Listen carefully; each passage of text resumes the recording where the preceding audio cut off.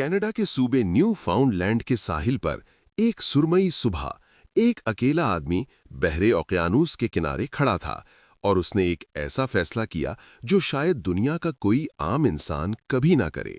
Tom Waddington बर्तानिया से ताल्लुक रखने वाले एक स्की इंस्ट्रक्टर अकेले शुमाली बहरे ओकियानूस को कश्ती पर पार करने निकले थे। कोई साथी नहीं, कोई मददगार जहाज नहीं, बस एक छोटी सी कश्ती, 2 चप्पू और घर तक पहुंचने के लिए हजारों मील का खुला समंदर।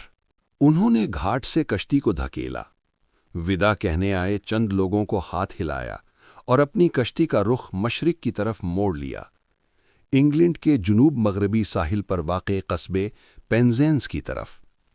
ये सफ़र हफ्तों में, शायद महीनों में मुकम्मल होना था। पहले हफ्ते बहुत कठिन थे। गहरी सुरमई लहरें कश्ती के ऊपर से गुजर जातीं।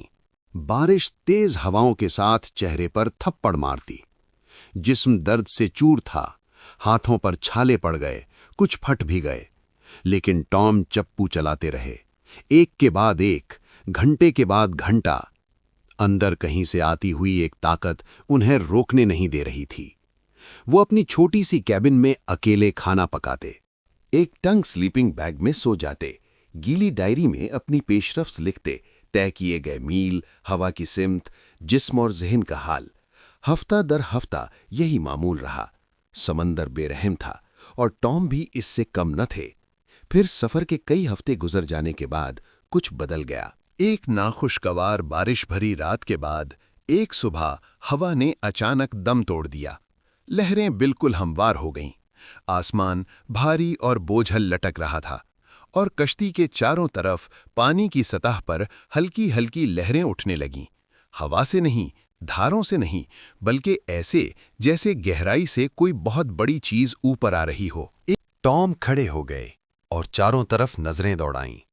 समंदरी सफर में डॉल्फिन देखना कोई अनोखी बात नहीं होती, ये आम सी बात है, लेकिन ये मुख्तलिफ था। लहरें हर सिमत से एक साथ उठ रही थीं, जैसे कश्ती को घेरा जा रहा हो। फिर पहला सर पानी से बाहर आया, एक गोल स्याह सर कश्ती से महज 10 मीटर के फासले पर पानी को चीरता हुआ ऊपर आया। फिर एक और, फिर एक और। लंबे खूबसूरत पंख सथाए आपको काटते हुए नजर आए। स्याह जिस्म लहराते, सांस लेते, फिर लहराते रहे। पायलट व्हेल दर्जनों की तादाद में हर तरफ से गहराइयों से उभरती हुई। टॉम के घुटने डेक पर टिक गए, मुंह खुला का खुला रह गया। कैमरे की तरफ बढ़ते हाथ कांप रहे थे। जहां तक नजर जाती थी, हर समत समंदर इन शानदार मखलूकात से जिंदा था। वो पानी से बाहर आ रही थीं, सांस ले रही थीं और देख रही थीं।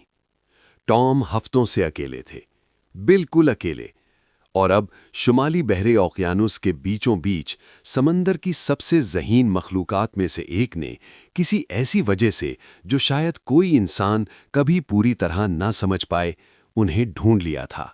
अगर इस कहानी ने आपके दिल को छू लिया हो तो इस वीडियो को लाइक करें और सब्सक्राइब का बटन ज़रूर दबाएं ताकि ऐसी हैरानकुन कहानियां आप तक पहुंचती रहें।